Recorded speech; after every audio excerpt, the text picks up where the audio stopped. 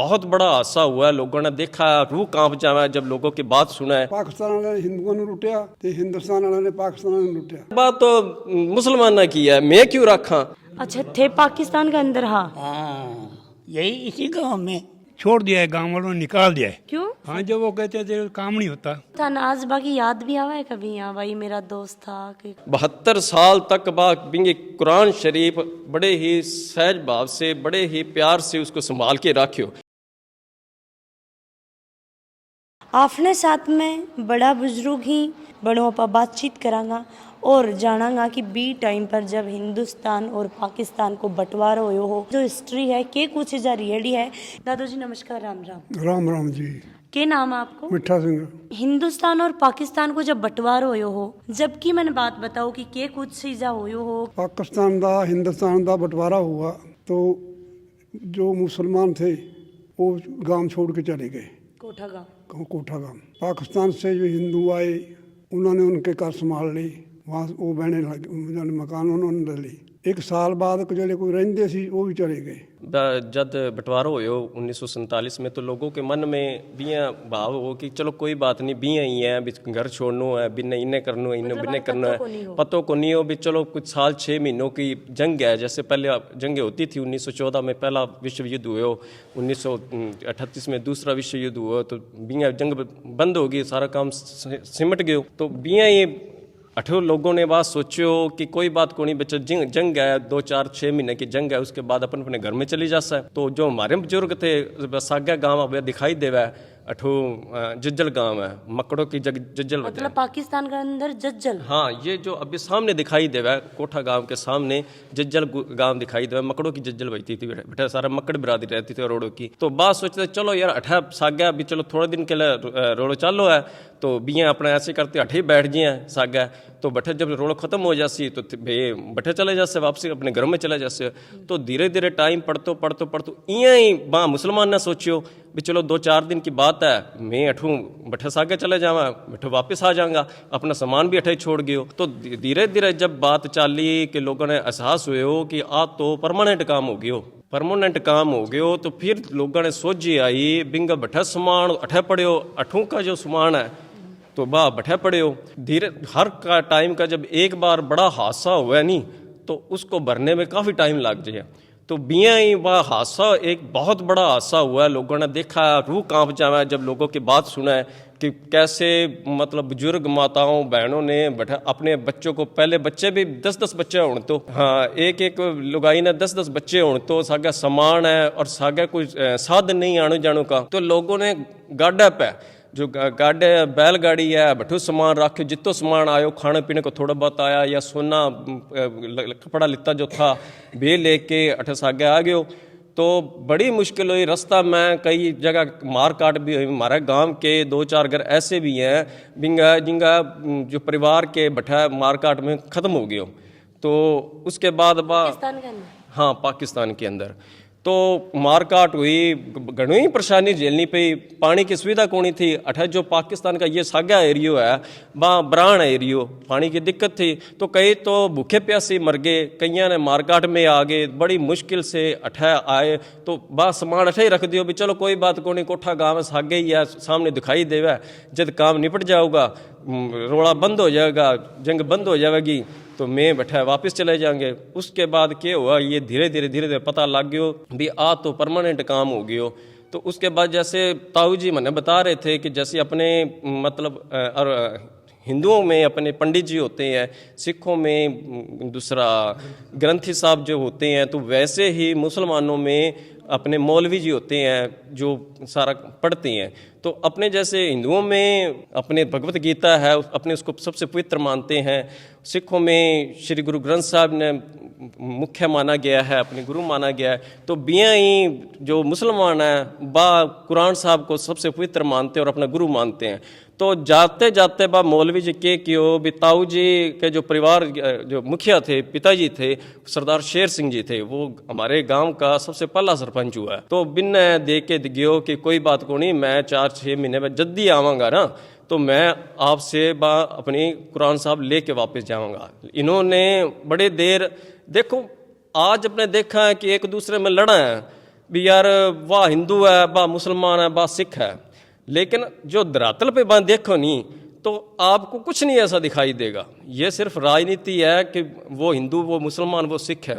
वो कुरान शरीफ अगर मेरे मन में कोई पाप हो तो बीबी यार बात तो मुसलमान ने की है, मैं क्यों रखा। हाँ मैं तो आग लगावा, मैं ऐ करा हमारे विरोधियों की है, क्योंकि 1947 में थे, देखियो जंग में क्या हो गयो। उन्होंने अपने हिंदुस्तान के पता नहीं कितने लाखों लोगों के 5 लाख लोग मारे गए बंटवारे में।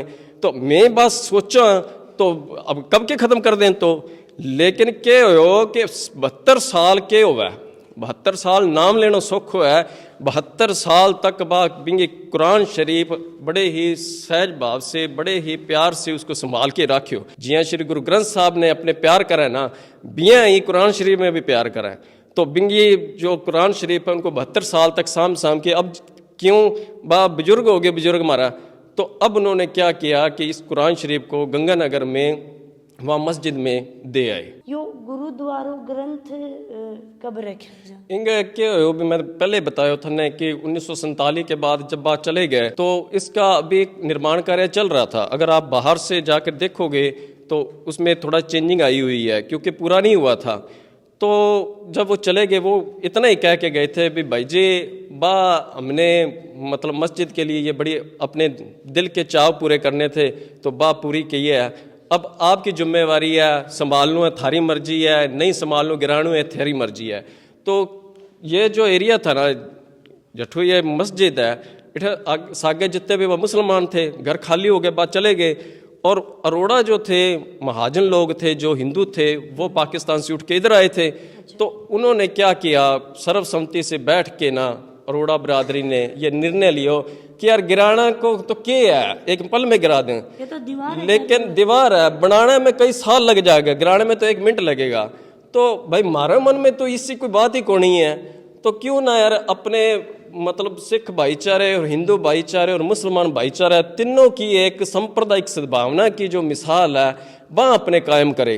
तो के कियो बे सारे इकट्ठे होके बुजुर्गों ने, हमारे जो बुजुर्ग है बा इकट्ठे होके अठा डिसीजन लियो कि यार क्यों ना अपने अठा गुरु ग्रंथ साहब को प्रकाश कर दें। तो उसके बाद के अभी हमारे स्वर्गीय श्री हरनाम सिंह जी, उन्होंने कई साल अठा सेवा की, सारी उम्र उन्होंने संभाला।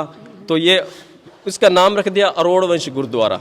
अरोड़ वंश गुरुद्वारा मतलब ही के पीछे जैसे बिरादरी होवे ना भी अपने चाहर बिश्नोइया में, जैसे चाहर होवे, सहारण होवे, जाट होवे, जियां जाति होवे ना उप जाति में विभाजित हैं जैसे, तो वैसे ही हिंदू जाति में पंजाबी अरोड़े होते हैं। अरोड़े में मक्कड़ हो गए, धिंगड़ा हो गए, दूसरा उपवेजा हो गया, कई कास्ट हैं, कई कौमें हैं, ठीक है, उपजातियों में विभाजित है। तो जितने भी ये थे अपने अरोड़ा बिरादरी ने नाम कर दियो कि ये अरोड़ वंश गुरुद्वारा है, क्योंकि सारे अरोड़े थे इस मतलब एरिए में। तो उन्होंने अरोड़ वंश गुरुद्वारा के नाम से यहाँ पे प्रकाश कर दिया। तब से आप लगा लो कि लगभग 75 साल से इसको श्रद्धापूर्वक ये चला रखा है गुरुद्वारा।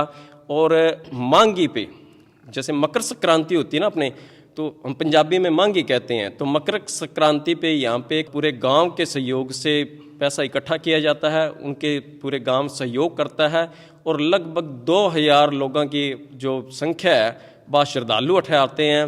तो यहाँ पे लंगर का और अरोड़ा वंश गुरुद्वारे में जो प्रकाश किया जाता है श्री अखंड पाठ का, उसके बाद मकर संक्रांति पे भोग डाला जाता है अखंड प्रकाश का और बहुत बड़ा प्रोग्राम किया जाता है। जहाँ दादाजी थे 85-86 साल का होगा, तो जब थी 8-10 साल का तो हाई, तो थारी याद है कि थोड़ी बहुत बड़े ई टाइम पर के हलचली के कुछ चाल रहे हो? ਅੱਛਾ ਬਾਕੀ ਇੱਥੇ ਹੋਰ ਵੀ ਹੋਏ ਜੋ ਪਾਕਿਸਤਾਨ ਤੇ ਹਿੰਦੁਸਤਾਨ ਦੇ ਵਿੱਚ ਜਿਹੜੇ ਗੁੰਡੇ ਲੋਕ ਸੀ, ਗੁੰਡੇ ਲੋਕਾਂ ਨੂੰ ਲੁੱਟਿਆ ਵੀ ਆ। जो हिंदुस्तान और पाकिस्तान के अंदर दोनों के अंदर है। ਦੋਨੋਂ ਪਾਕਿਸਤਾਨ ਵਾਲਿਆਂ ਨੇ ਹਿੰਦੂਆਂ ਨੂੰ ਲੁੱਟਿਆ ਤੇ ਹਿੰਦੁਸਤਾਨ ਵਾਲਿਆਂ ਨੇ ਪਾਕਿਸਤਾਨ ਨੂੰ ਲੁੱਟਿਆ, ਜਿਹੜੇ ਇਧਰ ਨੂੰ ਕੱਢੇ ਆ। तो है सामाजिक तत्व तो आपसरी मतलब हिंदू मुस्लिमा को वो चालू। ਪਹਿਲਾਂ ਤਾਂ ਹਿੰਦੂ ਮੁਸਲਮਾਨ ਇੱਕੋ ਹੀ ਸੀ, ਕੋਈ ਗੱਲ ਹੀ ਨਹੀਂ ਕੋਈ। ਇਹਦਾ ਬਾਅਦ ਚ ਹੀ ਹੋਇਆ, ਪਹਿਲਾਂ ਤਾਂ ਜਾਣੇ ਗੱਲ ਪਾऊँ। तो था नाज बाकी याद भी आवा है कभी? हाँ भाई मेरा दोस्त था कि भाई पिताजी उरे थारे कोई बताया ਸਾਡੇ करता। ਹੁਣ ਗੱਲ ਜੋ ਦੋਸਤ ਕੀ ਸਕੂਲ 'ਚ ਸੀ, ਉਹਨੂੰ ਅਸੀਂ ਬਹੂੰਗਾ ਆਦੇ ਸੀ ਮੁੰਡੇ ਨੂੰ, ਮੁੰਡਾ ਜਿਹੜਾ ਸੀਗਾ ਉਹ ਕਹਿੰਦਾ ਮੈਂ ਡਿਕਟੀ ਬਣੂੰਗਾ, ਡਿਕਟੀ अच्छा डिप्टी बनूंगा। ਡਿਕਟੀ ਬਣੂੰਗਾ ਮੈਂ। हाँ। तारा पिताजी, हाँ। दादाजी, हाँ। भाई ये बताया करता है तान बात कि भाई मन याद आवे बा लोगा की कि भाई लोग इतना अच्छा हा कि बुरा हा कि कुछ भी। ना ना, वो तो पहले ही खत्म हो गए। मैं तो पहले 8-10 दिन पहले, हम 7-8 साल यहाँ पहले आ गए। हिंदुस्तान पाकिस्तान बनने से भी पहले आ गए, 10 दिन यहाँ आ गए। अच्छा थे पाकिस्तान के अंदर? हाँ हाँ, यही इसी गांव में, ये जज्जल वाले गांव में है। हाँ, उससे पाकिस्तान के अंदर जज्जल वालों गांव है। बीकानेर कितना किलोमीटर? यहाँ से किलोमीटर है, 2 3-4 किलोमीटर। तो यानी कि जब थानिया पतो लाग्यो तो थे बठाऊं पाकिस्तान और हिंदुस्तान के अंदर है। हाँ, वो लकीर थी कि यहाँ से पाकिस्तान हिंदुस्तान बनेगा जरूर बनेगा। उसके बाद 7-8 दिन पहले ही हम आ गए, सारा सामान भी ले आए, सब कुछ ले आए। यहाँ पानी की दिक्कत थी तो ये यहाँ से ही पानी शुरू होता है, यहीं आ गए, चलो पानी तो पिएंगे ठंडा। तो ये था ना अटैचमेंट को नहीं होके कि भाई आप आई जगह छोड़ के जा रहे हैं, हाँ कैसी रंग? नहीं नहीं नहीं नहीं, हमको उतनी जमीन उधर थी, इधर मिल गई, इधर भी उतनी मिल गई, कम थी उन्होंने बाद में दे दी। यानी कि थारे कोई फर्क नहीं? हमारे कोई फर्क नहीं आया। ते थारा बड़े दोस्त वगैरह ने भी छोड़ के? ना ना, हमारे दोस्त का छोटे थे हम दोस्त। हाँ जी नमस्कार। नमस्ते जी।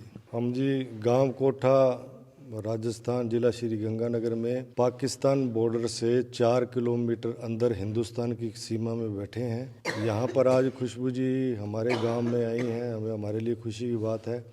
मुख्य आने का मकसद यहाँ पर इनका हमारे गांव का एक अजूबा है, जो कि एक मस्जिद के रूप में तो जिसका निर्माण हो रहा था और हिंदुओं ने बाद में संभाला, और आज गुरु ग्रंथ साहब का उसमें प्रकाश है, यानी कि सिख धर्म के लोग भी उसकी उतनी ही मान्यता करते हैं। यानी कि अजूबा ये हो गया कि जिस समय कत्लो गारत मची हुई थी, देश का विभाजन हो रहा था, लोग एक दूसरे की संपत्तियां, इज्जतें, हर एक चीज़ को खा रहे थे, मार रहे थे, काट रहे थे। उस समय ये जो उदाहरण है जो कि हमारे सामने आज प्रस्तुत है, जिसको कि हम 75 साल से भारत की सीमा के अंदर आज भी जीवंत रूप में देख रहे हैं, ये एक जीता जागता उदाहरण है कि मुसलमान जिस मस्जिद को बनाते हुए यहाँ से डिवाइडेशन होने के कारण चले गए थे, उनको हिंदुओं ने संभाला तथा उसमें गुरु ग्रंथ साहब का प्रकाश करके आज तक भी उसकी मर्यादा को कायम रखा हुआ है।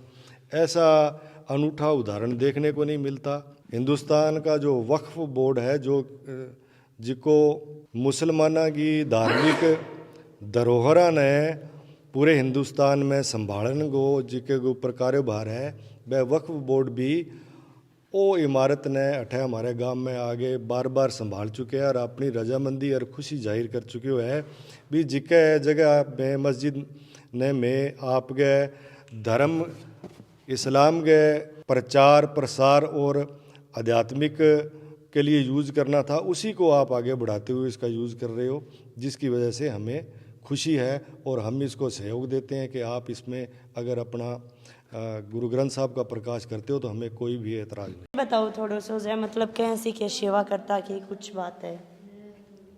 1975 में हमारे पिताजी यहाँ से स्वर्गवास हुए। उस समय के बाद मैं इसी गुरुद्वारा का ग्रंथी रखा गया। जितना भी मैं कुछ जानता था मैं सेवा करता रहा। तो तारा पिताजी पहली जब संभाले? हाँ जी, के बाद में 75 में स्वर्गवास हो गया। उसके बाद मैं कुछ छोटा था, मेरे को फिर गांव वालों ने उसके रख रखाव में यहाँ रखा, जो मैं आज तक उस टाइम का यहीं बैठा हूँ। अब जो है मैं बुजुर्ग हो गया, अब मैं इसको छोड़ के जा रहा हूँ गांव को। वो तो देखो दादो जी उम्र के लिए जाना ही पड़ेगा। नहीं, वैसे छोड़ दिया है, गांव वालों ने निकाल दिया है। क्यों? मैंने फिर अपना मकान उधर लिया है गंगानगर में। गांव वालों ने निकाल दिया? हाँ, जब वो कहते थे काम नहीं होता। अच्छा अच्छा। फिर हमने उधर लिया मकान। अब जो उधर जाएंगे एक तो आप बुजुर्ग हो गए, आप क्या काम करोगे? मैं क्यों करूँगा, मेरा लड़का है, रोटी देगा अपने आप। एक बहुत बड़ी मिसाल है, बहुत बड़ी बात है यह कि इतना लोग देखेगा कि मस्जिद हो, गुरुद्वारा बने हो, और यार लोगों के बीच में कितना प्यार प्रेम हो है। गांव में इनको प्रेम भाव बहुत है आपस में, ऐसी बात नहीं है। हर एक तरह की सेवा करते हैं गुरुद्वारा की। कम से कम 6 फुट ऊंची गली हो गई है।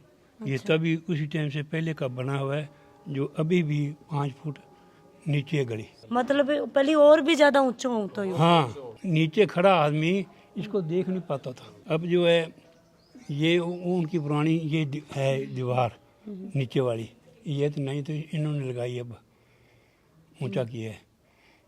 बहुत ही गाँव वालों को दिलचस्पी रही है, सेवा करते रहे हैं। बुजुर्ग आदमी जो थे पहले वाले, वो धीरे धीरे सब चले गए। गुरुद्वारे के अंदर एक पंखा लगा हुआ है जो इनके नाना जी थे सबसे पहले, लाइट भी नहीं आया था जो दिया है हमारे को, अभी लगा हुआ है। और गुरुद्वारा की आप बात करें तो प्रशासनिक या सरकार के द्वारा कोई के ऊपर ध्यान है वो दियो को नहीं गयो है। ट्रेड वगैरह भी आ गई, तो मैं गांव का लोगों भी और सरकार भी रिक्वेस्ट करना चाहूँगी कि 2 रुपया लगा के ठीक करवा जाए। और यह देखो थे कि को नक्काशी हो सुंदर, तो देखो ये जत्ती भी देख रहे हो, या कोई एक फर्मो को नहीं कि फर्मा के अंदर सीमेंट डाल दी रही हो, एक डिजाइन बन गई, या डिजाइन देख रहे हो, और एक ऊपर डिजाइन देखो, यह सारी डिजाइन है। जब यह मस्जिद बन रही है तो बा लोगा का द्वारा देखो कितना तो टाइम लाग्यो है, और कितना वर्कर कितना कारीगर लगे हैं, और इतनी सुंदर नक्काशी है बा निकाली गई है। मतलब आज तो भाई सारा टेक्नोलॉजी इतनी बड़ी की टेक्निक काम होने लग गया, तो अपना आप सुंदरता मशीना के द्वारा होने लगी। या रियल में एक अपना हाथों काट की इतनी सुंदर नक्काशी है बा करी गई है। बहुत अच्छा लगा ये गाँव में आके, बहुत सारी आप स्टोरी जाऊँ कवर करी है। तो प्लीज़ वीडियो ज़्यादा से ज़्यादा शेयर करियो, लाइक करियो। जय हिंद, जय राजस्थान, राम राम जी।